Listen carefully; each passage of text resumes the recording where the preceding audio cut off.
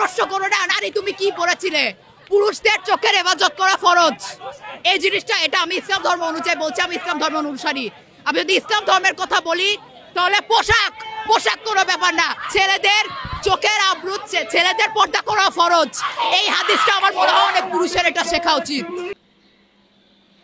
এই মেয়ে কি বলে শুনেন, এই মেয়ে বলতেছে নারী তুমি কি পড়েছো প্রশ্ন করা যাবে না, তাহলে কি করা যাবে? আবার বলে যে পুরুষদের চোখের হেফাজত করতে, পুরুষদের চোখের পর্দা করতে। তো এখন পুরুষের কি শুধু দায়িত্ব, পুরুষের কি চোখের দায়িত্ব শুধু হেফাজত করা? একটা নারীর কি তার শরীরের হেফাজত করা দায়িত্ব না?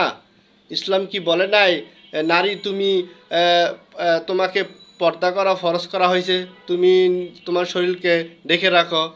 হ্যাঁ, তাহলে শুধু কি পুরুষের দায়িত্ব, একটা নারীর কি দায়িত্ব নাই? তাহলে তাহলে তুমি একটা নারীকে আমি কি পড়তেছে আমি প্রশ্ন করতে পারবো না কেন? হ্যাঁ, আমি যদি আমার কেউ বাইরের জায়গার থেকে এসে প্রশ্ন করবে, বাবার জায়গার থেকে প্রশ্ন করবে, তাই না? তাই তো তুমি কেন এই মাহে রমজান মাসে কেন তুমি আন্দোলন করতেছ? কেন তুমি মেয়েদেরকে উস্কাই দিচ্ছ? সব দোষ পুরুষদের দিচ্ছ, কেন নারীদের কি দোষ এখানে হচ্ছে না? হ্যাঁ, একটা নারীকেও তো বলা হয়েছে যে তোমাকে পর্দা করা ফরজ, তাহলে অবশ্যই তোমাকে তোমার শরীরে হেফাজত রাখতে হবে, তোমার শরীরকে ঢেকে রাখতে হবে। তোমার জায়গা থেকে তুমি ঠিক হও, একটা পুরুষের জায়গা থেকে পুরুষ ঠিক হলে তাহলে সমাজ ভারসাম্য আসবে। সমাজে যদি ভারসাম্য প্রতিষ্ঠা করতে হলে উভয়ই ঠিক হতে হবে। তুমি শুধু পুরুষের রূপে দোষ ছাপাই দিবা, পুরুষের সব দোষ দিবা, আর একটা নারী খোলামেলা পোশাক পরবে, চলাফেরা করবে, তার কোনো দোষ নাই। একটা পুরুষ কতক্ষণ নিজেকে কন্ট্রোল রাখবে? হ্যাঁ, সব পুরুষ তো সমান না, কিছু পুরুষ আছে খারাপ মানছি, কিন্তু কোনো পুরুষের সামনে যদি কোনো নারী খোলামেলা পোশাক পরে থাকে, কোনো নারী যদি খোলামেলা চলাফেরা করে থাকে, তাহলে কিভাবে একটা পুরুষ নিজেকে কন্ট্রোল রাখবে, নিজেকে হেফাজত করবে? তাহলে কি শুধু পুরুষেরই দোষ? একটা নারীর কি দোষ নাই? একটা নারীর কি নিজেকে হেফাজত করতে হবে না, নিজেকে ঢেকে রাখতে হবে না?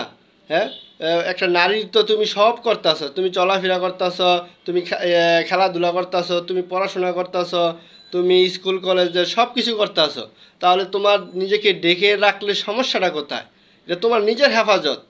এই কমন সেন্স যদি তোমাদের না থাকে তাহলে তোমাদের কি তাহলে কি হবে? তোমাদের কাছে কি শিখবে মানুষ? হ্যাঁ,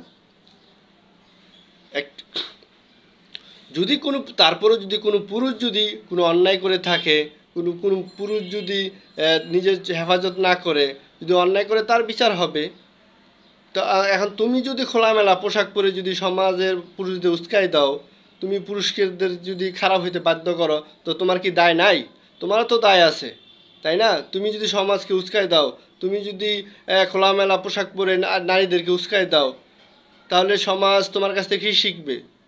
তাহলে তাহলে ইসলাম যেমন তোমাকে তোমার জায়গা থেকে পর্দা করতে বলা হয়েছে, তো তেমনি একটা পুরুষেরও চোখের পর্দা করতে বলা হয়েছে। দুজনই উভয়কেই বলা হয়েছে। ইসলাম কখনো একতরফা কথা বলে নাই, দুজনকেই চোখের হেফাজত করতে বলেছে। তাহলে তোমার জায়গা থেকে তুমি ঠিক হও, আমার জায়গা থেকে আমি ঠিক হই, তাহলে তো সমস্যা নাই। সমাজ সুন্দরভাবে প্রতিষ্ঠিত হবে, সুন্দরভাবে সমাজ এগিয়ে যাবে।